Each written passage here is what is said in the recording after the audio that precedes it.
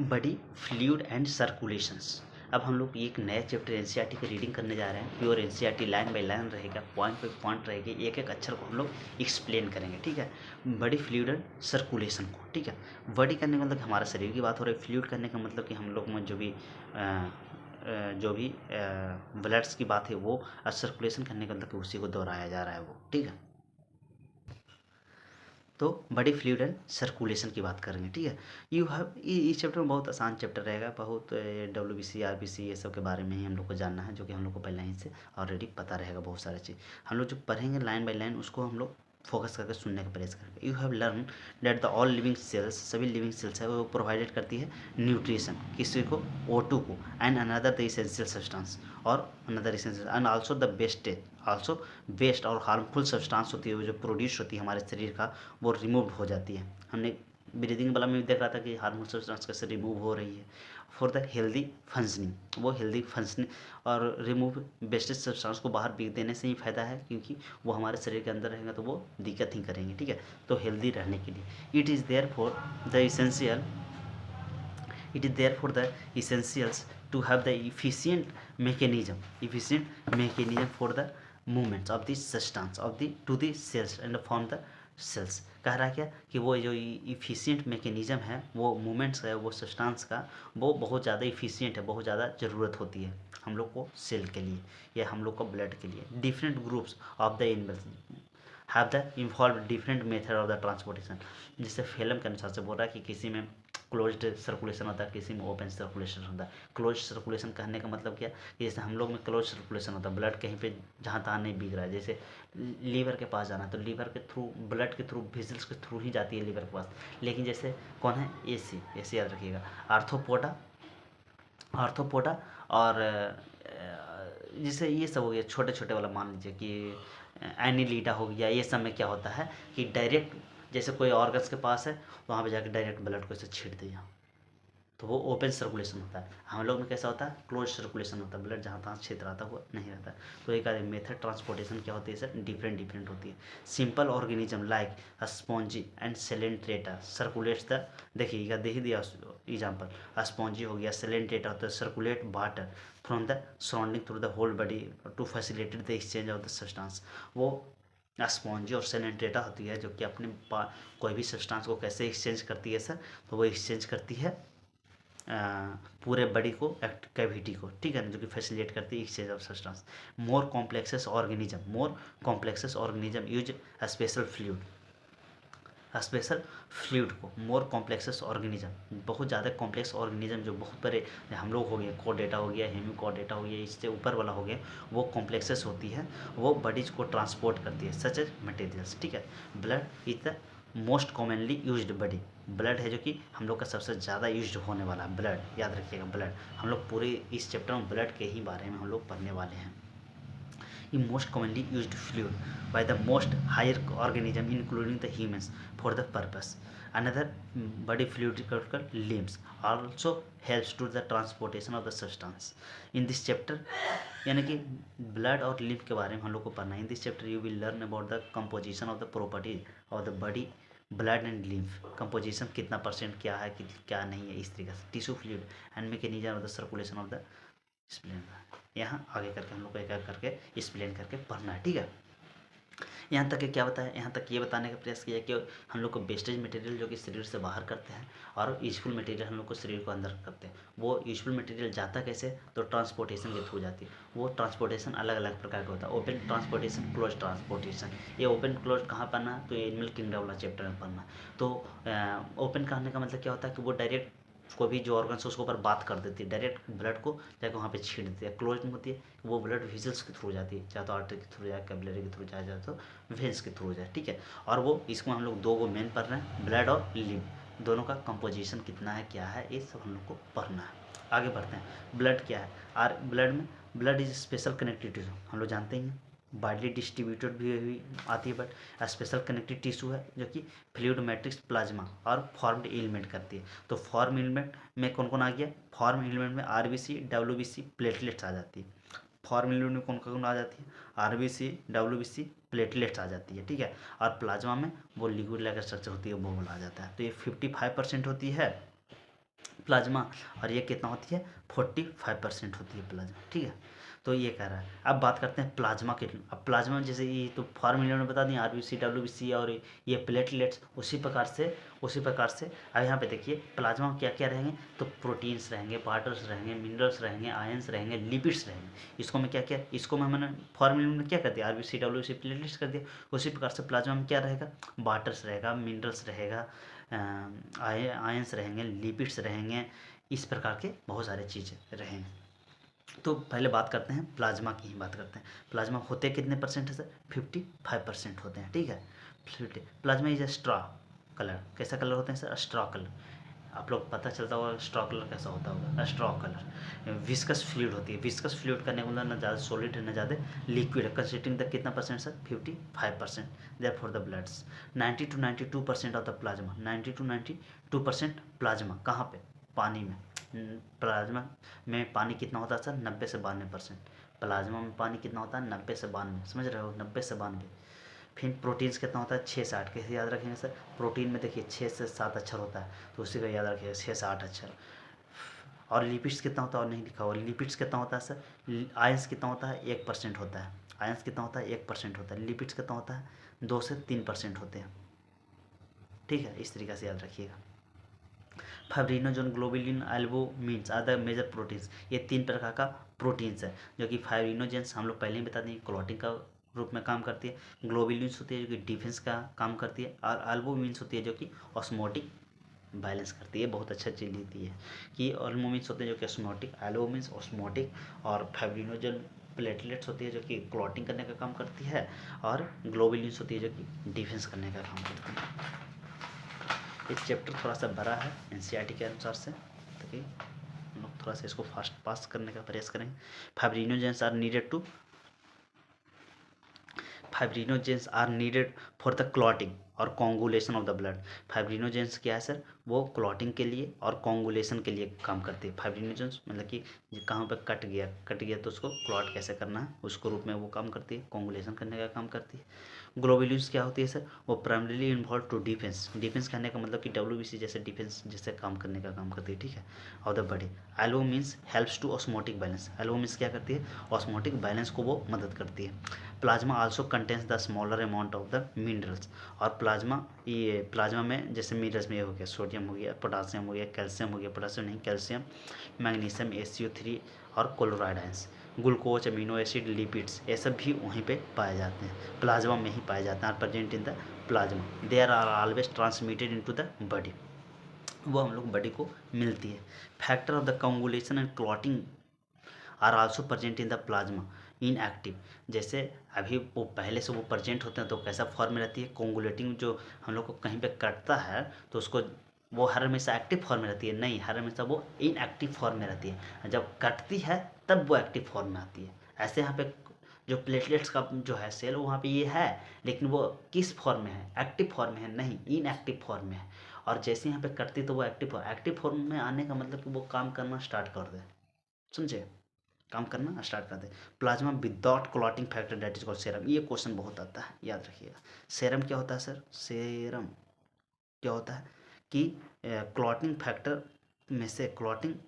में से ये चाहता है, इसे याद रखिए, प्लाज्मा में से क्लॉटिंग फैक्टर को निकाल दिया जाए, क्लॉटिंग फैक्टर को निकाल दिया जाए तो उसको हम लोग क्या कहते हैं, सेरम कहते हैं। प्लाज्मा में से क्लॉटिंग फैक्टर को निकाल दिया जाए तो क्या कहते हैं, सेरम कहते हैं। अब बात करते हैं हम लोग फॉर्म्ड एलिमेंट की बात करते हैं, किसको बात करते हैं, फॉर्म्ड एलिमेंट की बात करते हैं। तो फॉर्म्ड एलिमेंट हमने पहले ही बता दिए, डब्ल्यूबीसी, आरबीसी, प्लेटलेट्स। तो इरेथ्रोसाइट मतलब आरबीसी हो गया, ल्यूकोसाइट्स का मतलब डब्ल्यूबीसी हो गया, प्लेटलेट्स का मतलब प्लेटलेट्स हो गया, और collectively called the formed element, ठीक है। एंड द कॉन्स्टेंट्स नियरली 45%, हमने पहले ही बता दिया था कि कितने परसेंट रहेंगे, 45% रहेंगे। और द ब्लड इरेथ्रोसाइट्स जैसे आरबीसी हो गया, are most abundant all the cells in the blood. ये आरबीसी होते हैं जो कि हमारे शरीर का सबसे महत्वपूर्ण होते हैं, ठीक है ना, सबसे महत्वपूर्ण सेल होते हैं। A healthy adult man has on average कितने होते हैं, देखिए आप गलती उस दिन बोल रहे थे 5 million to 5.5 million RBC present होते हैं, ठीक। ठीक है। ये 1 mm³ में 1 mm³ blood. RBC are the formed in the red bone marrow. वो कहाँ पे पाए जाते हैं? रेड बोन मैरो में, एडल्ट में। जब एडल्ट, ये एडल्ट में कहाँ पे बनती है? एडल्ट में कहाँ पे बनती है? रेड बोन मैरो में बनती है। क्या बनती है? इरेथ्रोसाइट बनती है, यानी कि आरबीसी बनती है। और जब बचपन में इम्ब्रायो होती है तो उसमें कहाँ पे आरबीसी बनती है? इम्ब्रायो में कहाँ पे बनती है? इम्ब्रायो में कहाँ पे बनती है सर? इम्ब्रायो, ROW ना, इम्ब्रायो में कहाँ पे बनती है? तो वो बनती है योक में। कहाँ पे बनती है सर? योक में बनती है। और जब हम लोग थोड़ा बहुत बड़े होते हैं, थोड़े बहुत खेल मतलब कि पैर चलने उलने लगते हैं, तो ऐसा स्थिति में कहाँ पे बनती है आरबीसी? लीवर में बनती है। थोड़ा सा इसको क्या कर सकते हो? इसको तो एडल्ट कहती है, तो इसको क्या कर सकते हो? यंग कर सकते हो। यंग में ये यहाँ पे होती है। ये सब क्या है सर? आरबीसी का फॉर्मेशन का जगह है, आरबीसी का फॉर्मेशन का साइट है। कोई दिक्कत है सर? अच्छे तरीके समझ में आ गया कि बच्चा में कहाँ, बड़े में कहाँ और एडल्ट में कहाँ। यहाँ हो गया। RBC are devoid nucleus. Devoid nucleus, RBC के पास न्यूक्लियस नहीं होता है। Devoid nucleus in the most mammals. हम लोग को जो आरबीसी होते हैं, हम लोग में जो आरबीसी होते हैं उसके पास न्यूक्लियस नहीं होता। ये बहुत बड़ी बात नहीं हो गई है। RBC are devoid of the nucleus in the most mammals. और कैसा शेप होती है सर? बाई कनकेव शेप होती है। कैसा शेप होती है? बाई कनकेव शेप होती है। They have read colour. वो कैसे होते हैं सर? रेड कलर का होते हैं। वो आयरन कंटेनिंग पिगमेंट्स रहती है, complex the proteins that is called haemoglobin. कोई दिक्कत है? नहीं। Hence the colour and name of these cells. A healthy individual 12 to 16 grams haemoglobins in every 100 ml। यदि 100 ml ले रहे हैं तो उसमें 12 से 16 ग्राम क्या है? हेमोग्लोबिन है। एक हेमोग्लोबिन 4 को ऑक्सीजन को बाइंडिंग करती है। तो समझ सकते हो कि कितना करती है। 100 ml में कितना ऑक्सीजनेटेड रहता है? 5 ml रहता है। कार्बन डाइऑक्साइड कितना रहता है? 4 रहता है। ब्रीथिंग वाला के अनुसार से बताने का प्रयास कर रहा हूँ। उसी प्रकार से 100 में कितना हेमोग्लोबिन्स रहता है? तो 12 से 16 रहता है। 100 यूनिट मान के चलता है। अब ये क्वेश्चन में ऐसे भी कर देगा, 1000 कर देगा, तो कितना हो जाएगा? 120 और 160 हो जाएगा, है ना। तो इस तरीके से इधर जितना से मल्टीप्लाई होगा, जितना सुना बढ़ेगा, जितना सुना इधर भी बढ़ा दीजिएगा। एक बार तो हम भी आकाश का टेस्ट दे रहे थे, उसमें दे दिया था क्या कि कोई टेस्ट दिया था, उसको में था 100 के जगह पर कर दिया था 1000 कर दिया था, 500 कर देता है। और सब रटे हुए रहते हैं। ऑप्शन ए में ही रहता है 5 ml 4 ml, जिसके कारण क्या हो जाता है? काफ़ी अच्छे से गलती भी हो जाती है। ऑप्शन डी में दे देगा 50, तुमको लगे 50 कहाँ थी, तो पहले ही छाड़ ऊपर देखते हो है ही नहीं कि 1000 की बात कर रही है कि 500 की बात कर रही है। ठीक है। These molecules play the significant role. ये मोलिक्यूल्स होते हैं वो सिग्निफिकेंट रोल करती है, प्ले करती है रिस्पायरेटरी के लिए। RBC have the average life span कितना दिन होता है सर? 120 दिन होता है। After 20 they are the destroy. 120 दिन के बाद क्या हो जाती है? वो मर जाती है। अब मर जाने के बाद वो कहाँ चल जाती है? ग्रेवयार्ड, यानी कि कब्रिस्तान जो होते हैं ना, उस प्रकार से ग्रेवयार्ड होती है। और वो आरबीसी कहाँ पे चली जाती है? ग्रेवयार्ड में चले जाते हैं। और ग्रेवयार्ड का क्या नाम है? अस्प्लिन नाम है।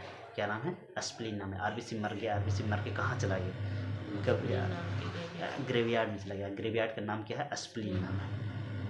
उसी प्रकार से आप बात करते हैं हम लोग ल्यूकोसाइट की। Are known as the white blood cell. इसको हम लोग क्या कहते हैं? वाइट ब्लड सेल भी कहते हैं। They are colourless. ये कलरलेस होती है, इसका कोई कलर नहीं होता। क्यों? क्योंकि इसके पास हेमोग्लोबिन नहीं होता। ये स्टेटमेंट 1 2 करके आ सकता है। स्टेटमेंट 1 2 करके आ सकता है कि डब्ल्यूबीसी का कलर क्यों नहीं होता, कलरलेस क्यों होता? क्योंकि वहाँ पे लैक ऑफ हेमोग्लोबिन्स रहती है, लैक ऑफ हेमोग्लोबिन्स रहती है। ठीक है। They are nucleated. इसको ये न्यूक्लिएटेड होती है, इसको पास न्यूक्लियस होती है। And are relatively lesser in number. और लेकिन आरबीसी के कंपेरिजन ये क्या होता है? कम होता है। कितना संख्या होता है? 6000 से 8000 ही होता है। Leucocytes are generally short life. इसको बहुत कम दिन का लाइफ स्पेन रहती है। ठीक है ना। वी हैव टू, ये कितना दिन जीते हैं? 10 से 12 दिन। इसके कितना दिन रहता है लाइफ स्पेन? 10 से 12 दिन रहता है। We have two main categorise WBC को हम लोग 2 भागों में बांटते हैं। कौन कौन? एक ग्रैनुलोसाइट, ग्रैनुलोसाइट्स, और ये ग्रैनुलोसाइट्स, इस तरीक़े से। ठीक है ना। ग्रैनुलोसाइट और ये ग्रैनुलोसाइट, तो इसको अब बांटते हैं, ग्रैनुलोसाइट्स को बांटते हैं। तो इसको फिर न्यूट्रोफिल, इस्नोफिल लिखने से खाली टाइम वेस्ट होगा। यही वाला चीज़ें लिखना तो क्या है लिखना है ना। न्यूट्रोफिल, इस्नोफिल, वैसोफिल, और डिफरेंट टाइप्स और 2 को होते हैं, ठीक है ना, बेसोफिल और मास्ट सेल और एलर्जी वाला 2 को छोड़ दिया। और ग्रैन्युलोसाइट्स कोई 2 भाग में बांट दिया, ठीक है, इधर वाला को बांट दिया। ये तो हो गया इधर। और lymphocyte and monocytes are the agranulocyte. Lymphocyte और मोनोसाइट किसका पार्ट है? एक ग्रैन्युलोसाइट का पार्ट है। और ये न्यूट्रोफिल, बेसोफिल, इस्नोफिल ये सब किसको पार्ट है? ग्रैन्युलोसाइट का पार्ट है। एक और पढ़ाने के बाद जाके जरूर पढ़िए, समझे बात को, ऐसे नहीं होगा काम चलेगा, पूरा बेकार ही चलेगा। न्यूट्रोफिल क्या होता है sir? Are the most abundant. कितने परसेंट होते हैं? 60 से 65% होते हैं, 60 से 65% होते हैं। And total WBC। बेसोफिल कितना होता है सर? 0.5% से 1%। बेसोफिल कितना होते हैं? 0.5% से 1%। और न्यूट्रोफिल और द मोनोसाइट, मोनोसाइट कितना होता है? 6 से 8%। ये मोनोसाइट क्या होता है? फाइगोसाइटोसिस करने का काम करता है। इसको माइक्रो पुलिसमैन भी कह सकते हैं। माइक्रोफिज को क्या कह सकते हैं? ये मोनोसाइट को क्या कहते हैं? माइक्रो पुलिसमैन भी कह सकते हैं, ठीक है। सेल और the destroy the foreign organism, और ये डिस्ट्रॉय कर देती है, बर्बाद कर देती है फॉरेन ऑर्गेनिज्म को entering the body. Basophil secretes करती है हिस्टामिन, सेरोटोनिन और हिपैरिन। ये किसको? बेसोफिल किसको? जो कि 0 से 1% ही पाया जाता है, और वो यही हिस्टामिन, सेरोटोनिन और हिपैरिन। इसी से हम लोग डायलेट कर रहे थे, इंक्रीज कर रहे थे, फिर डिक्रीज कर रहे थे प्रेशर को। जब भी BP हाई होता है तो इसी का हिस्टामिन का ही इंजेक्शन लगा के उसको क्या किया जाता है? नस को, जैसे आर्टरी कैपिलरी को डायलेट या कॉन्ट्रैक्ट किया जाता है, ठीक है। Involve in the inflammatory reaction. Eosinophil क्या होता है? 2 से 3% होता है, वो इन्फेक्शन के लिए होता है। इस्नोफिल कितना होता है? 2 से 3% होता है, और इन्फेक्शन के लिए। और आल्सो देखिए उन्हें पढ़ लेते हैं, लेकिन ये देखिए RBC हो गया, प्लेटलेट्स हो गया, इस्नोफिल हो गया। देखिए इस्नोफिल में ऐसे लाइक स्ट्रक्चर रहेगा। बेसोफिल में देखिए, बेसोफिल इस तरीका का है, यही तीनों हिस्टामिन, हिपैरिन और सेरोटोनिन को करने का। ये न्यूट्रोफिल है, ये फाइगोसाइटोसिस करने का काम करता है। ये 60 से 65% रहेगा, ये 60 से 65% रहेगा। मोनोसाइट ये फाइगोसाइटिक करने का काम करता है, फाइगोसाइटिक, ये भी फाइगोसाइटिक करने का ही काम करता है, लेकिन ये ज़्यादा मात्रा में करती है, कम मात्रा में करते हैं। T लिम्फोसाइट, B लिम्फोसाइट, ये दोनों काम करेगी किसी में? कोरोना काल में इम्यूनिटी को इंक्रीज करने, कोई दिक्कत है? हम लोग नहीं सुन रहे थे कि कोरोना काल में इम्यूनिटी को बढ़ाओ, इम्यूनिटी को बढ़ाओ, इम्यूनिटी को बढ़ाओ। तो इम्यूनिटी क्या बढ़ाओ? यानी कि T लिम्फोसाइट, B लिम्फोसाइट के बढ़ाने का बात हो रही थी, ठीक है। चलिए अब हम लोग पढ़ते हैं associated with the allergic reaction. तो एलर्जिक रिएक्शन के लिए इस्नोफिल हो गया। लिम्फोसाइट कितने % होते हैं सर? 20 से 25% होते हैं, जो कि 2 मेजर साइट्स B लिम्फोसाइट और T लिम्फोसाइट होते हैं। B lymphocyte and T lymphocyte are responsible for immune response, यानी कि इम्यूनिटी को बढ़ाने घटाने के लिए। पहले ही बता दिया था मैंने। अब बात करते हैं तीसरा प्रकार का, प्लेटलेट्स की बात हो रही है। Platelets are also called thrombocyte. इसको क्या कहा जाता है? थ्रोम्बोसाइट कहा जाता है। इसको थ्रोम्बोसाइट, ये सेल को यदि तोड़ा जाए तो उसको फ्रैगमेंट्स को प्रोड्यूस करती है मेगा कैरियोसाइट्स। मेगा माने बड़े बड़े टाइम में ये टूट जाती है थ्रोम्बोसाइट को, उसी को क्या कहा जाता है? मेगा कैरियोसाइट्स कहा जाता है। क्या कहा जाता है? Mega karyocytes. Special cells in the bone marrow, ये स्पेशल सेल्स होते हैं बोन मैरो में, ठीक है। ब्लड्स नॉर्मली कंटेनिंग 1.5 लाख से 3 लाख। कितना? 1.5 लाख से 3 लाख का इसका संख्या होता है। Platelets can release a variety of substance. ये 1.5 लाख से 3 लाख होते हैं। Platelets can release a variety of substance most which the involve the coagulation. वो किसी में मदद करती है? कोंगुलेट करने में। कोंगुलेशन में समझते हो ना, कि खून को जम जाना। जैसे कटा तो ऐसा थोड़ी होगा कि बहते ही रहता, खून को जमना, उसी को कोंगुलेशन कहा जाता है। और ये क्लॉटिंग तो समझते हो, क्लॉट करके, clotting of the bloods. A reduction of in their the number can leads clotting disorders that is called which will be excessive loss of the blood from the body. और नहीं तो जब कोंगुलेशन का property नहीं रहता हमारे blood वाला में, तो क्या होता है?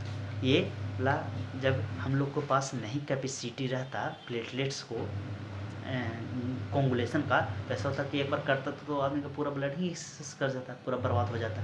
तो ही बताने का प्रयास कर रहा है कि ये मैकेनिज्म नहीं रहता तो हम लोग को शरीर से क्या हो जाता है? एक्सेसिव, बहुत ज़्यादा मात्रा में ब्लड को लॉस हो जाता है, ठीक है। आगे बढ़ें। ब्लड ग्रुप की बात किया जा रहा है। ब्लड ग्रुप हम लोग कितने हैं? 4 हैं। जैसे मेनली उसमें माना जाता है A और B और AB, ठीक है ना। जो नहीं रहता उसको O मान लिया जाता है, ठीक है। तो इसको पहले ही हम लोग मान लिया, वो नहीं इसको पढ़ा जाता है, इसको 0 पढ़ा जाता है। करेक्शन क्या है? सही, 0 ग्रुप पढ़ा जाता है। O ग्रुप बोलना है, गलत बात हो जाती है, लेकिन सब कंटिन्यूसली में बोलते हैं तो O ग्रुप ही बोल देते हैं। लेकिन मेनली इसको कौन सा ग्रुप बोला जाता है सर? जीरो ग्रुप बोला जाता है। कौन सा ग्रुप बोला जाता है? जीरो ग्रुप बोला जाता है। ये ब्लड का ग्रुप का नाम है ए बी और ओ, ए बी और जीरो, ठीक है। और ये जो भी ब्लड का ग्रुप का जो नाम का डिनोट होती है वो एंटीजन से डिपेंड होती है। एंटीजन प्रेजेंट कहाँ पे होती है? तो सरफेस पे प्रेजेंट होती है। एंटीजन प्रेजेंट ऑन आरबीसी के सरफेस। जो ब्लड ग्रुप है वही, जो एंटीजन प्रेजेंट होगा वही ब्लड ग्रुप का डिनोट हो जाएगा। जैसे एंटीजन ए है, बी है, ए बी है, ये नील है, ये नील माने कि जीरो हो गया, कुछ नहीं, तो ये बी ए बी, ठीक है, जीरो। और इसका अपोजिट होता है एंटीबॉडीज। एंटीजन का अपोजिट होता है एंटीबॉडी। ए है तो बी होगा, बी है तो ए बी होगा, ए बी है तो जीरो हो जाएगा, और कुछ नहीं है तो ए बी हो जाएगा, ठीक है। तो हम लोग अब ये जानते हैं कि ओ इज यूनिवर्सल डोनर, तो ये किसको किसको दे सकता है? तो देखिए ओ है जो कि यूनिवर्सल डोनर, वो सभी के दे देगा, ठीक है। और ए वाला को कौन देगा? तो वो देगा और ये देगा। बी वाला को कौन देगा? वो देगा और बी देगा। ए बी के पास तो कोई है ही नहीं एंटीबॉडी। अच्छा, ये इसको बी क्यों नहीं दे रहा? इसलिए नहीं दे रहा क्योंकि इसको पास एंटीबॉडीज बी है। अब बी एंटीबॉडीज बी वाला देगा एंटीबॉडीज, तो कॉन्गुलेट हो जाएगा, जम जाएगा, थोका जम जाएगा, जिस कारण डेथ हो जाएगा आदमी के। इसीलिए एंटीबॉडीज डिफरेंट वाला ही चढ़ाइए ब्लड को, ठीक है ना। इसीलिए कोई भी ब्लड को डोनेट करते हैं तो उसको पहले ब्लड को चेक किया जाता है, ये है कि बी है, ठीक है ना। नहीं तो ये रहेगा, लेने वाला को ये रहेगा, इसको बी रहेगा। लो ये वाला के तो ऑलरेडी उसको पास एंटीबॉडीज बी बना हुआ रहेगा, इसको पास एंटीबॉडीज ए रहेगा, ये भी जाके क्या कर जाएगा? कॉन्गुलेट कर जाएगा कि नहीं कर जाएगा? पूरा कहानी खत्म हो जाएगा। इसलिए अपोजिट एंटीबॉडीज वाला को दिया जाता है। तो ये वाला को कौन कौन दे सकता है सर? तो ए और वो दे सकता है, बी वाला को बी और वो दे सकता है, और ए बी वाला को सबको दे देगा। क्यों? ए बी होता है जो कि यूनिवर्सल एक्सेप्टर होता है, ये होता है यूनिवर्सल एक्सेप्टर, यूनिवर्सल एक्सेप्टर होता है, एक्सेप्टर होता है, ठीक है ना। कौन? ए बी, ठीक है। और वो होता है जो यूनिवर्सल डोनर होता है, यूनिवर्सल डोनर है ये। तो एक तरीके से वो ब्लड ग्रुप होना अच्छी बात भी है, खराब बात भी है। अच्छी बात ये है कि घर में किसी का भी कुछ होगा तो वो तुरंत उसको दे देगा, लेकिन खराब इस बात में कि उसको ज़रूरत होगा तो उसको फिर ढूंढना बहुत मुश्किल हो जाएगा, क्योंकि वो किसी से ले ही नहीं सकता, वो सिर्फ वही से ले सकता है। क्योंकि उसके पास कोई एंटीजन है ही नहीं, तो उसके पास ए भी आएगा तो वो कभी ज़रूरत पड़ेगा तो याद किया जाएगा। समझे बात को? यहाँ तक कोई दिक्कत है? आगे बढ़ जाए। वो इज ए यूनिवर्सल डोनर है, ठीक है। वो बोला ऐसे भी उसको हेल्दी रखना चाहिए, उसको कभी भी ब्लड का डोनेट करने की ज़रूरत है तो उसको ये आगे कर दिया जाता है। As you know blood of the human beings different the certain, ऐसे भगवान करे कि किसी को ऐसा ज़रूरत ना पड़े, है ना। ये नहीं कि आप लेकर बढ़ जाइएगा। Through it the appears it is similar various types of the grouping types A B और ओ।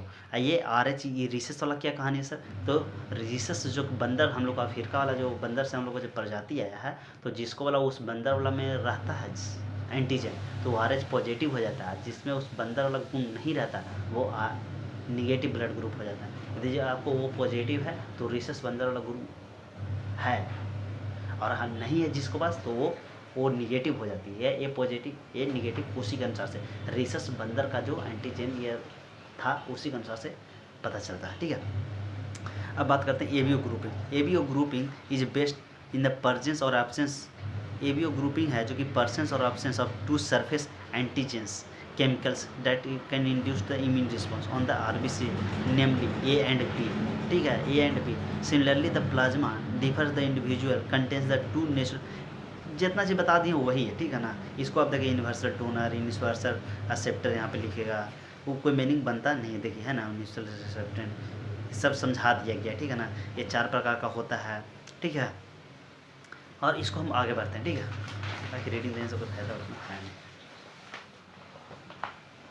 अब R H positive R H negative foetal fetalis वाला आगे कहानी क्या है? नहीं भैया चलिए, हाँ इरेथ्रोब्लास्टोसिस, यहाँ पे ये वाला खाली समझाना रहता है, इससे क्वेश्चन आता है, ठीक है। तो हम लोग इसको रीडिंग देते हैं। Another antigens the R H antigens similar to 1% to rhesus monkey. देखिए कहते ना हम लोग जो भी बात बोलते हैं वो सब एनसीईआरटी का लाइन से बोलते हैं। देखिए रिसेस बंदर है ना, रिसेस बंदर वाली कहानी is also observe on the surface of the RBC, उसी का वो पर। लेकिन नियरली माना जाता है कि 80% है जो कि ह्यूमन्स है वो पॉजिटिव ही माना जाता है, यानी कि रिसेस बंदर वाला गुण उसमें रहता ही रहता है और 20% नहीं रहता। Such individual are called RH positive, ठीक है। और दोज हुम एंटीजेंस एब्सेंट, जिसका रिसस बंदर वाला एंटीजन एब्सेंट रहती है, वो क्या होती है, निगेटिव कहलाती है। And RH negative persons if expose the RH positive bloods will form a specific antibodies against to the RH antigens. Therefore, the RH group should also be matched before the transfusions. यदि जो हम लोग किसी को blood को donate करेंगे तो उस समय RH पॉजिटिव जो रिसस बनला जो खून है पॉजिटिव और निगेटिव का जो सिस्टम चलते आ रहा है वो ट्रांसफ्यूज भी होने का चांस बहुत ज़्यादा हो सकता है, ये बढ़ सकता है, ठीक है। वही बताने का प्रयास कर रहे, देखिए फिर से एक बार पढ़ लेता हूँ। Negative RH negative persons if expose the RH positive, एक निगेटिव वाला एक पॉजिटिव वाला है, ठीक है, bloods will be specific antibodies against the RH antigens. वो यदि जो RH निगेटिव वाला है तो वो उसको RH पॉजिटिव उसको अगेंस्ट वाला के लिए वो अपना दुश्मन को तैयारी कर देता है। यदि जो RH पॉजिटिव वाला है तो RH निगेटिव उसको एंटीबॉडीज को डिफेंस करने के लिए बना लेते हैं। इसके कारण बहुत सारे कंडीशन में डेथ भी होते हैं, वो मैं बताता हूँ। यही है इरेथ्रोब्लास्टोसिस फिटेसिस, डेथ वाला जो कंडीशन है ना, RH पॉजिटिव RH निगेटिव वाला कैसे डेथ हो जाता है, क्योंकि सोचिए ना कि RH पॉजिटिव वाला RH निगेटिव उसके लिए दुश्मन, RH निगेटिव वाला के लिए RH पॉजिटिव दुश्मन है, तो दोनों से एक दूसरे से बचने के लिए एंटीबॉडीज बना के रख लेते हैं। या RH पॉजिटिव है तो इसको लिए RH निगेटिव एंटीबॉडीज बना के रखे हुए होगा, ये RH निगेटिव है तो इसको लिए RH पॉजिटिव एंटीबॉडीज बना के रखे हुए होगा। एक दोनों के दूसरे अपोजिट वाला दुश्मन तरीका का काम करता है और उसके कारण ट्रांसफ्यूजन होगा जिस कारण वो डेथ भी हो सकता है। A special case of the RH incompatibility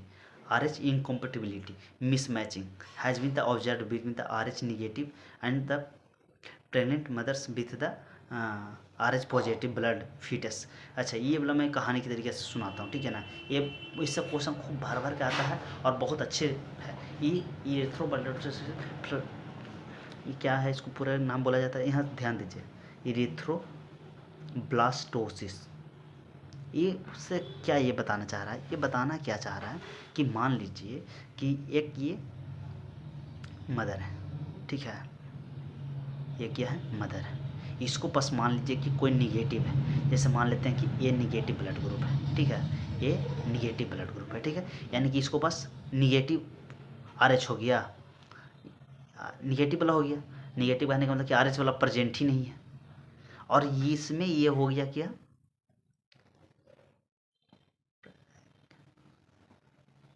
ठीक है, ठीक है।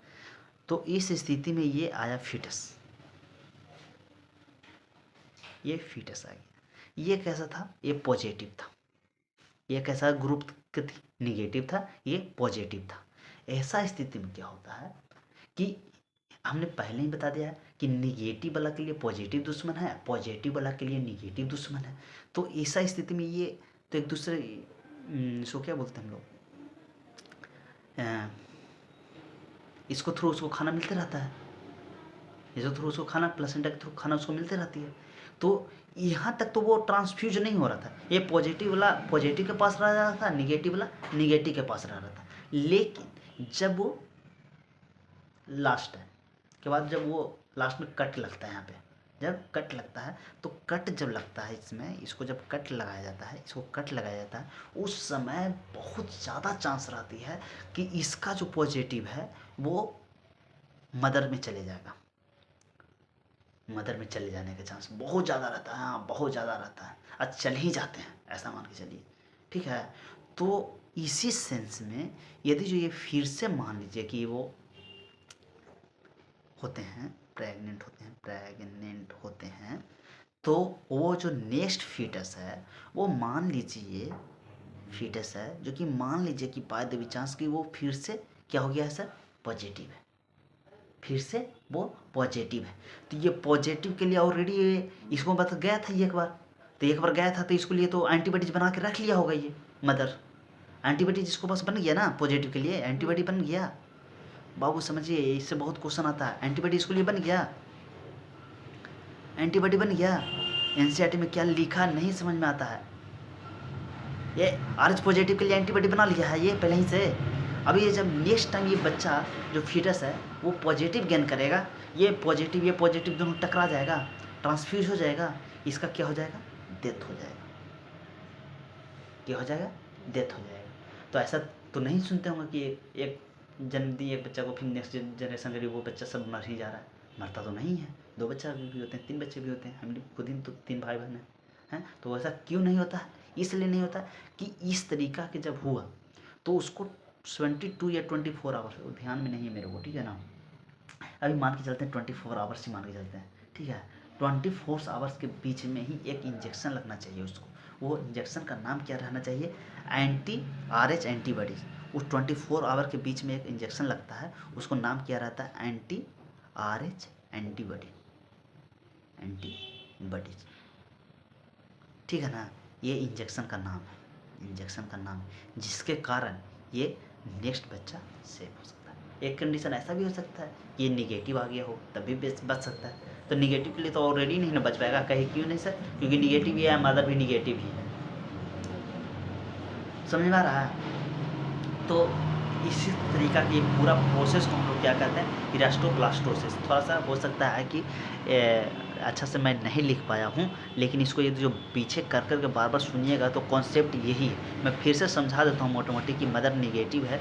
फर्स्ट टाइम जब ये प्रेग्नेंट हुई है तो बच्चा पॉजिटिव है, लेकिन जब ये प्लासेंटा को कट किया जाता है उस समय बहुत ज़्यादा चांस रहता है कि ये पॉजिटिव वाला जो चले जाते हैं वो मदर के पास चली जाती है, और जिसके कारण मदर इसको बचाने के लिए, अपने बचने के लिए इसको अगेंस्ट क्या कर लेती है, एक एंटीबॉडी को बना लेती है। एंटीबॉडी जब बन जाती है तो वो एंटीबॉडी जो नेक्स्ट टाइम जो फीटस आती है उसको लिए वो बहुत हानिकारक हो सकता है, क्योंकि ये एंटीबॉडी इसको लिए एक दूसरे का दुश्मन है, जिसके कारण क्या कर जाएगा, वो दोनों एंटीबॉडी मिल गया है, जिसका कॉन्गुलेट कर जाएगा, जिस कारण ये बहुत ज़्यादा चांस है कि ये जो सेकंड फीटस है वो डेथ कर जाएगा।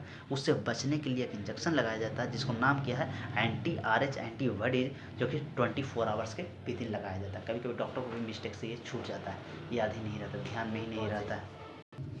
अभी जितना भी हम लोग कहानी सुनाएं उसी को अभी ये इंग्लिश में सुनाने का प्रयास कर रहा है कि स्पेशल RH इनकम्पेटिबिलिटी, RH को इनकम्पेटिबिलिटी, कैसे RH है जो कि इनकम्पेट कर जाता है, वो हम लोग को देखने को मिलेगा, ठीक है। तो incompatibility mismatching has been the observe between the RH negative blood pregnant mother. Pregnant mother के पास कौन सा है सर, RH निगेटिव, जो NCERT वाला वही हमने लिया है, विथ RH पॉजिटिव फीटस। लेकिन फीटस के पास कैसा सर, RH पॉजिटिव है, फीटस के पास पॉजिटिव है, मदर्स के पास निगेटिव है। RH antigens foetus do not exposed during the RH negative bloods from the mother's of the first pregnancy. First pregnancy के समय वो जो फीटस के पास पॉजिटिव है और मदर्स के पास निगेटिव है वो एक्सपोज्ड नहीं होते हैं, फर्स्ट टाइम नहीं होता। देखिए यहाँ NCERT भी जो पढ़ता हूँ यहाँ पर ध्यान लगाइए। First pregnancy to the blood, two bloods are well separated, दोनों ब्लड सेपरेटेड है, अलग अलग हैं, ठीक है, बाई प्लासेंटा के through. However during the delivery, उसे डिलीवरी भी बोला जाता है, first times child there the possibility to expose the maternal mother का blood to a small amount of the RH positive from the foetus से जो थोड़ा बहुत स्मॉल अमाउंट में क्या होती है, मैटरनल मदर वाला ब्लड में क्या हो जाती है, वो चले जाते हैं। In the such case the mother starts the preparing the antibody, और मदर्स क्या करती है, जैसे उसके पास जाती है वो प्रिपेयरिंग एंटीबॉडीज बनाने का काम करती है। एंटीबॉडी है क्या, दुश्मन से बचाने वाला काम करने का काम करती है। तो RH एंटीजन के इन हर ब्लड, वो अपने ब्लड में। In the case the subsequent pregnancy the RH antibodies from the mother's RH negative can leak into the blood fetus that is called RH positive and destroy the fetus। और जब same चीज़ वही चीज़ रहेगा तो क्या हो जाएगा, destroy हो जाएगी फीटस, क्या हो जाएगी, बर्बाद हो जाएगी। कब, सेकंड टाइम। कब, सेकंड टाइम, हम लिखा हुआ था ना कहीं पे, सेकंड टाइम क्या हो जाएगी, वो बर्बाद हो जाएगी। This could be the fatals of the foetus cause the severe of the anaemia, और anaemia, jaundice to the baby, और यही सब रीज़न भी हो जाते हैं, जॉन्डिस और एनीमिया। जो नेक्स्ट टाइम ऐसे स्थिति में मान लीजिए किसी कारण से बच भी जाए तो जॉन्डिस, एनीमिया, ये सब बहुत ज़्यादा चांस हो जाती है। This condition called the erythroblastosis fetalis, इसी को क्या कहा जाता है सर, इरेथ्रोब्लास्टोसिस फिटेलिसिस कहा जाता है। This can be avoid by the administering the anti, इसको हम लोग को बचने के लिए क्या, RH एंटीबॉडीज को इंजेक्शन लेना चाहिए डिलीवरी के समय, जब फर्स्ट चाइल्ड को आप बर्थ कर रहे हो तब। बताइए, coagulation of blood, you know that when you cut the fingers, हम लोग अब बताना है क्या कि कट हो जाने पर कैसे खून जम जाता है, कैसे कंटिन्यूसली खून नहीं बहते रहता, वो बताने का प्रयास कर।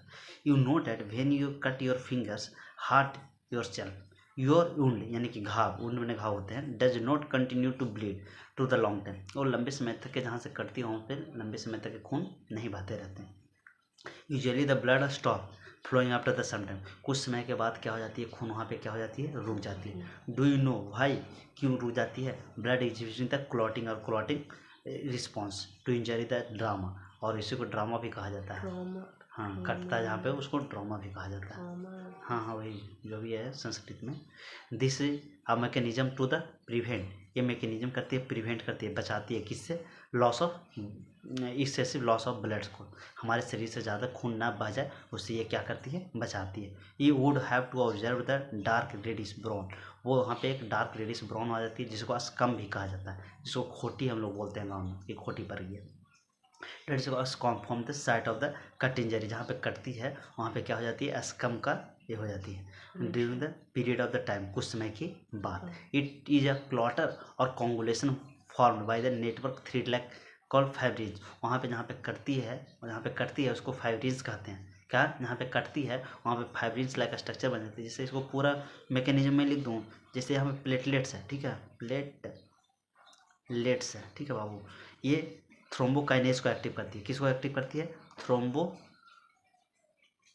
को एक्टिव करती है, थ्रोम्बोकाइनेज को एक्टिव करती है। थ्रोम्बोकाइनेज होती है जो कि वो थ्रोम्बोब्लास्टिन को करती है। क्या किसको करती है? थ्रोम्बोब्लास्टिन को करती है। थ्रोम्बोब्लास्टिन किसको करती है? ये करती है फाइब्रिनोजेन को, फाइब्रिनोजेन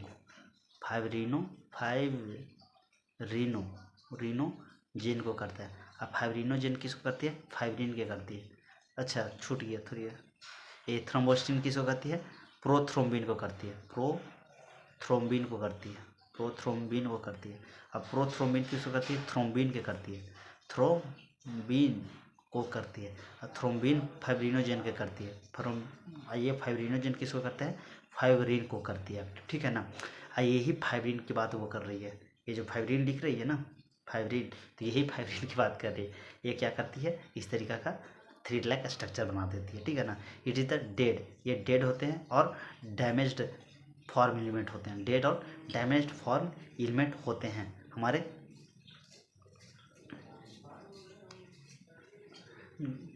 डैमेज्ड। कहाँ पे थे हम लोग? ये जहाँ पे कटती उठती है उसको लिए। Fibrins are also form by the conversion of the inactive fibrinogens. ये यहाँ तक कि जब तक ये एक्ट नहीं करती है, जब तक ये कैसा फॉर्म में रहती है? इनएक्टिव फॉर्म में रहती है। कैसा फॉर्म में रहती है? इनएक्टिव फॉर्म में रहती है। लेकिन जैसे फाइब्रिनोजेन जाती है तो वो कैसे फाइब्रिन हो जाती है? ये एक्टिव फॉर्म में आ जाती है, ठीक है।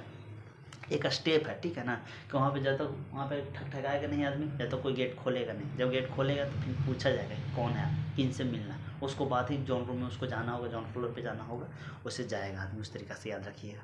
इन द प्लाज्मा और the enzyme of the thrombin, देखिए है ना, thrombins in the turns form the another inactive, सब इनएक्टिव फॉर्म में trans to the plasma of the prothrombin. ये थ्रोम्बिन होती है जो कि इनएक्टिव फॉर्म में रहती है, लेकिन प्रोथ्रोम्बिन होता है जो इनएक्टिव फॉर्म में होती है, वो थ्रोम्बिन जाके एक्टिव करती है प्रोथ्रोम्बिन को। And in the enzymes complex the thrombokinase को। सब ये क्या कर रहा है? फाइब्रिन से ऐसे की ओर बताने का प्रयास कर रहा है, ठीक है। हम लोग क्या किए हैं? ऐसे बताने का प्रयास किए। एनसीईआरटी क्या कर रहा है? पहले फाइब्रिन किया, फाइब्रिन से फाइब्रिनोजन से थ्रोम्बिन, थ्रोम्बिन से प्रोथ्रोम्बिन, प्रोथ्रोम्बिन से थ्रोम्बोब्लास्टिन, थ्रोम्बोब्लास्टिन से थ्रोम्बोकाइनेज से प्लेटलेट्स। ये प्लेटलेट्स बनाने का काम कर रहा है। हम लोग प्लेटलेट्स बन चुका है, उसको से खून बहाने का काम कर रहे हैं, ठीक है। चलिए, बहुत अच्छा। Thrombokinase required to the reactions form the by the series और link the enzymes cascade mechanism. हाँ, एक पूरे कास्केड मैकेनिज्म कहलाती है। कास्केड मैकेनिज्म कहने का मतलब कि वहाँ पे कैल्शियम 2+ का वहाँ पे जाके ये पूरा, हम लोग ऐसे आप सुने भी होंगे कि कास्केड मैकेनिज्म उसको बहुत स्लो है, फलना कास्केड मैकेनिज्म बहुत फास्ट है। कास्केड मैकेनिज्म कहने का मतलब क्या कि खून को जमना, ये खून को कितना, किसी को सुनता नहीं है कि इसको कट के तो खून ही नहीं रुक रहा था, कुछ देर के बाद रुक जाए, इतना देर में हमको रुक जाता है, यानी कि उसको कास्केड मैकेनिज्म थोड़ा सा स्लो है एज कंपेरेटिवली अपना, ठीक है। process involving the number of the factors present in the plasma in active sites. An injury, the trauma stimulates the platelets in the blood, release the certain factors which activate the mechanism of the coagulation. Certain factor release the tissue and the injury the calcium ions, देखिए calcium ions main play करती है clotting factor में, और इसी के नाम से cascade mechanism भी बड़ा है। तो कास्केड मैकेनिज्म का क्वेश्चन है जहाँ पे आएगा तो यहाँ पे ध्यान रखिएगा कैल्शियम 2+। ऐसे सब वर्ड से एक और सुन लेने से क्या होगा ना, माइंड में रहेगा और क्वेश्चन बनने का चांस बहुत ज़्यादा हो जाती है। As the result, as the blood passes through the capillary in the tissue, some water along the between many a smaller soluble substance move into the space. चलिए, what are the space between the cell and tissue of the living large proteins or most of the form element called blood vessels. This fluid release is called the interstitial fluid. उसको भी ये lymph है क्या, मैं बताता हूँ, ये थोड़ा सा ये डायरेक्ट पाथ पे आर्टरी कैपिलरी से जो होते जाता है ना ब्लड, तो इसमें कैसे जैसे एम्बुलेंस है तो जाम से वो क्रॉस करता है तो उसको ज़्यादा लेट हो जाता था, और आर्टरी कैपिलरी से हम लोग को ज़्यादा लेट होती है ब्लड को ट्रांसपोर्टेशन होने में। तो ये लिम्फ है जो कि शॉर्टकट पाथ पे कर देती है, ठीक है ना, कैपिलरी की स्केप करके डायरेक्ट जहाँ पहुँचना वहाँ पर पहुँचा देते हैं, दैट इज कॉल्ड लिम्फ, ठीक है ना। ये क्या करती है, देखिए capillary in tissue some along the many smaller water soluble, ये बहुत कम वाटर पानी भी इसको पास रहते हैं लेकिन बहुत कम रहते हैं, इनटू द स्पेस में इंटरस्टिशियल स्पेस में जो गैप में है वहाँ पे tissue living the large proteins, इसको पास बहुत ज़्यादा प्रोटीन्स होते हैं, most form element in the blood vessels, the fluid released is called the interstitial fluid और टिश्यू फ्लूइड भी कहा जाता है। It has the same minerals disturbance that the plasma exchange of the nutrition gases, exchange of the nutrition और gases, exchange of the nutrition और gases, कोई भी चीज़ को न्यूट्रिशन जो हम लोग को डायरेक्ट कोई भी सेल तक पहुंचाना है डायरेक्ट लिम्फ के थ्रू पहुंचाना है, ठीक है, in between the blood called lymphatic system, ठीक है, कलरलेस फ्लूइड होती है, I system collect the fluid to drains it back to the major veins. The fluid present in the lymphatic system called the lymphs. Lymph is colorless fluid होते हैं और specialise lymphocytes होते हैं which is responsible to the immune response, और lymph is कन nutrition hormones, ये lymph एक प्रकार का न्यूट्रिशनल हार्मोन्स भी होती है, और फैट्स ऑब्जर्व करती है थ्रू द लिम्फ और लैक्टेलस इंटस्टिशियल विलाई, यानी कि इंटेस्टाइन के पास भी जो भी विलाई के पास है वो सब लिम्फ के अनुसार से काम करती है, उसको पास न्यूट्रिशन भी होती है, हार्मोन्स भी होती है। लिम्फोसाइट वाला तो अलग कॉन्सेप्ट ही होती है। तो इस तरीक़े से कोई दिक्कत है, एक्सचेंज ऑफ गैसेस करने का एक शॉर्ट पे पाथ भी एक तरीके से समझ सकते हैं। Exchange of nutrition between the blood and cell, blood और सेल के बीच में एक्सचेंज ऑफ गैसेस करने का ये मेन पाथ है, ठीक है। इतना कोई नहीं ऐसे एनसीईआरटी को line by line word by word समझाया हो, क्यों ऐसा कह रहा है, ऐसा इसलिए कह रहे हैं क्योंकि सब कोई लाता है, इसको शॉर्ट नोट्स ला के पटक देता है। मैं शॉर्ट नोट्स भी साथ साथ में जिसको जहाँ पे जरूरत है उसको दे रहा हूँ। देखिए इलेस्टोब्लास्टिस का दे ही दिया, इसको मैंने शॉर्ट नोट्स दे ही दिया, जो ही ना बोल रहा है, इसको फॉर्म एलिमेंट ये सब बहुत दिन से पढ़ ही रहे थे, इसको हम लोग ऑलरेडी कर ही दिए। तो ऐसा वर्ड बाई वर्ड को करना बहुत मुश्किल है, और हम लोग उसको कर भी रहे हैं, एक वर्ड बाई वर्ड कर भी रहे हैं, ऐसा थोड़ी है कि खाली सोच रहे हैं। अब बात करते हैं सर्कुलेटरी पाथवे। तो देखिए ओपन सर्कुलेशन क्लोज सर्कुलेशन की बात हम लोग कर रहे थे ना, तो देखिए अब हम लोग उसी को बताने का प्रयास कर रहे हैं। सर्कुलेटरी डबल सर्कुलेशन हम 10th में पढ़ाए थे ना, वही चीज़ को इसको बाद में पढ़ना है। सर्कुलेटरी पैटर्न्स ऑफ 2 टाइप्स, कितने प्रकार के होते हैं, 2 प्रकार का, ओपन और क्लोज्ड होते हैं। ओपन सर्कुलेटरी सिस्टम क्या होता है, वो कहाँ पे प्रेजेंट होते हैं, आर्थ्रोपोडा और मोलास्का में प्रेजेंट होते हैं। इसको में क्या होता है कि डायरेक्ट कोई भी मान लीजिए कोई भी ऑर्गन्स के पास चाहिए तो वो इसे से आता है ब्लड, इसको डायरेक्ट ऐसे करके बात कर देता है, ठीक है, डायरेक्ट छीट देता है, तो डायरेक्ट ओपन सिस्टम। वो किस ग्रुप में है, आर्थ्रोपोडा और मोलास्का में। In which blood pumped by the heart के थ्रू आती है ब्लड, और वो लार्ज वेसल्स पे into the open space cavity में क्या कर देती है, साइनस, वो ऐसे करके छीट दी साइनस, ठीक है। एनीलिडा एंड कोडेटा, एसी, देखिए ऐसे याद रखिएगा, घर में एसी होता है ना, तो एनीलिडा और एसी के पास कैसा होता है, एसी में रहता है कौन, ह्यूमन रहता है, तो कोडेटा और कोडेटा है कौन, हम लोग हैं, हम लोग ह्यूमन ही हैं, तो हम लोग कैसे होंगे, क्लोज्ड सर्कुलेटरी सिस्टम होंगे, कैसा होंगे, क्लोज्ड सर्कुलेटरी सिस्टम होते हैं। इसको में क्या होता है, डायरेक्ट बात नहीं किया जाता है, जिसको जैसा रहता है वो वेसल्स के थ्रू ही उसको पहुंचाया जाता है। In which blood pumped by the heart always circulate through the closed network blood vessels, हमेशा क्लोज नेटवर्क ब्लड वेसल्स के थ्रू ही पहुंचाया जाता है। This pattern is the consider the more advantageous to the fluid और more प्रिसीजली। देखिए हम लोग अगर एनसीईआरटी को वर्ड बाय वर्ड 1 से 1.5 घंटा में ख़त्म कर रहे हैं तो वो बहुत बड़ी बात है, बहुत बड़ी बात है, समझे बात को। इसको से आप सोच लीजिएगा कि इससे हम कोई चीज़ बहुत बड़ा चीज़ कर लेंगे, तो ये सोचना ही भ्रमित का चीज़ है, बहुत भ्रमित वाला चीज़ सोच रहे हो कि नोट्स पढ़ के ये कर लेंगे, फलना कर लेंगे। मेन तो एनसीईआरटी है ना, क्वेश्चन तो एनसीईआरटी का लाइन से ही आने वाला है। कल हम लोग इसको टाइम मिलेगा तो हम लोग एनालाइज भी करने का प्रयास करेंगे कि लाइन बाय लाइन कैसे एनसीईआरटी का ही क्वेश्चन आते हैं, ठीक है। और vertebrates possess a muscular chamber heart, muscular chamber और vertebrates possess a muscular chamber heart. Fish have a 2 chamber, fish के पास कितने चैम्बर होते हैं हार्ट का, 2 चैम्बर होते हैं विद इन आर्ट्रियम और वेंट्रिकल्स। फिश के पास कितने चैम्बर, 2 चैम्बर, एक क्या आर्टरी और एक वेंट्रिकल्स, बस वेंट्रिकल्स, ठीक है। Amphibians reptiles except crocodile, crocodile के पास 4 चैम्बर होते हैं, लेकिन एम्फीबियन और रेप्टाइल्स इसको पास कितने होते हैं सर, 3 चैम्बर होते हैं, 3 चैम्बर होते हैं। इसको पास कितने होते हैं, थोड़ा सा राइटिंग पर ध्यान मत दीजिएगा, मैं क्योंकि ऑलरेडी कम समय में बचाने का प्रयास कर रहा हूँ। 2 चैम्बर होता है, इसको आप अच्छे से लिख भी सकते हो, ठीक है। ये हो गया 3 चैम्बर, 2 आर्टरिया और 2 आर्टरिया, ये 3 चैम्बर कैसे होता है, तो 2 आर्टरिया होता है और एक वेंट्रिकल्स होते हैं, ठीक है ना, ऐसे याद रखिएगा। 2 आर्टरिया होता है और एक वेंट्रिकल्स होते हैं। और अब देखिए मैमल्स की बात कर रही है, देखिए crocodiles, birds, mammals are 4 chamber, crocodiles, mammals और बर्ड इसको पास कितने होते हैं, 4 चैम्बर होते हैं। उसमें 2 आर्टरिया होती है और 2 वेंट्रिकल्स होती हैं, ठीक है। 4 chamber heart, 2 atria, 2 ventricles.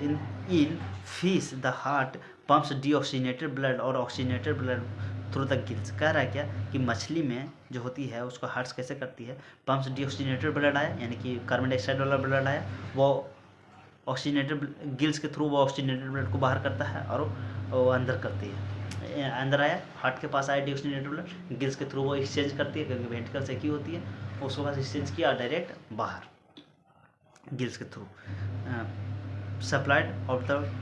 supplied to the body from the deoxygenated blood returns into the heart of the single circulation। उसको में सिंगल सर्कुलेशन ही होता है, कि सही बात है, सिंगल सर्कुलेशन ही होगा। आगे झुक रहे हैं आप, पानी पीजिए।